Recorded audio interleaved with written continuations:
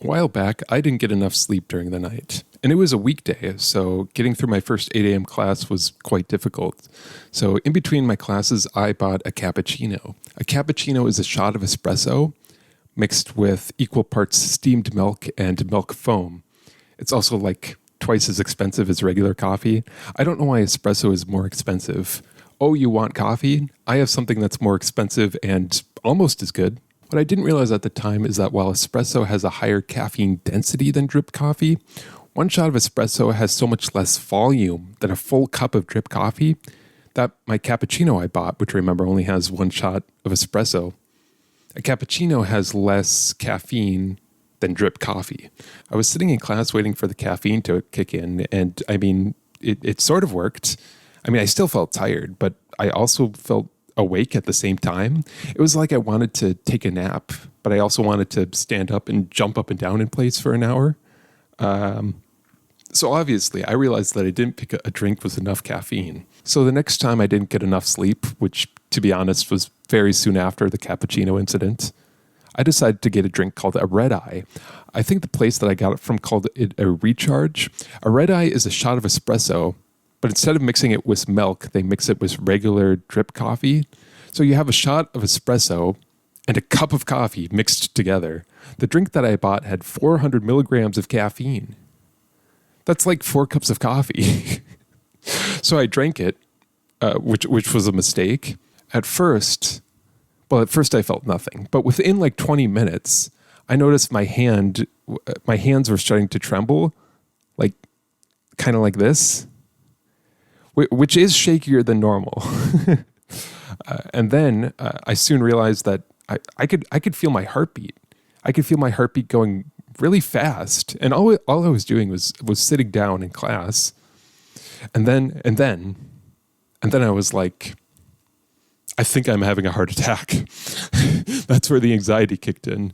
And at this point, I couldn't even focus on my class, which was the whole point of getting coffee in the first place. I was just sitting there like, oh my God, oh my God, oh my God. And I wouldn't consider myself a particularly religious person. But as I was sitting there, I swear, I saw the face of God. And he was black. Anyways, so I did feel less tired, but it's probably because I thought I was going to die. This whole video is just to say that I don't understand people who drink coffee. People love their coffee. People say that they can't live without their coffee. And I'm like, have you ever tried not drinking coffee? I know that I feel better when I don't. I know that some people get really into coffee, like real coffee snobs who can easily tell how good a cup of coffee is just by tasting it. And I was trying to get into to coffee a little more. So I looked up online what to look for in a cup of coffee to tell how good it is. And all I can say is I don't know what any of the articles I read were talking about. One thing you're supposed to look for is the sweetness of the coffee. Apparently good coffee is supposed to taste sweet. And we're talking about just plain black coffee here with no sweeteners added. So I remember drinking a cup of coffee I bought, and I was really trying to focus on the sweetness. And I remember thinking, like, oh yeah, I think I can taste some sweetness. But honestly, I think I was just gaslighting myself.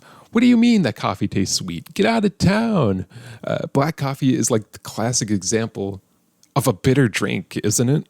You're also supposed to pay attention to the acidity of the coffee. Oh yeah, you mean that thing that makes my stomach hurt? The article that I was reading was talking about how it's not how acidic the coffee is that you're supposed to pay attention to. It's the quality of the acidity. Honestly, I don't know what that really means, and it makes me feel stupid for not understanding. You're also supposed to focus on like the body of the coffee, the weight and the feel of the coffee against your tongue.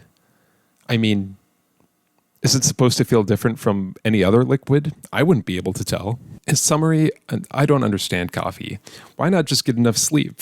And then you don't have to drink the pretentious bean water that everybody pretends to like. In a way, though, I kind of like the metaphor that coffee provides.